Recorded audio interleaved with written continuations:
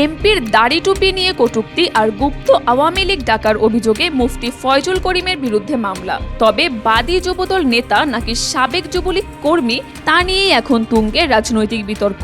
কুমিল্লা ৬ আসনের সংসদ সদস্য মনিরুল হক চৌধুরীকে নিয়ে সামাজিক যোগাযোগ মাধ্যমে অবমাননাকর বক্তব্য প্রচারের দায়ে কুমিল্লার সদর দক্ষিণ মডেল থানায় এই মামলা হয়েছে।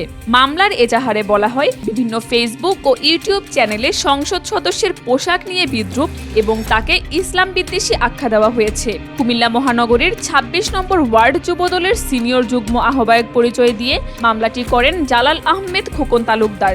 কিন্তু কুমিল্লা মহানগর যুবদল ও স্থানীয় বিএনপি নেতারা সাফ জানিয়েছেন, খোকন যুবদলের কেউ নন, বরং তিনি আওয়ামী লীগের কর্মী ও সাবেক যুবলীগ নেতা ছিলেন।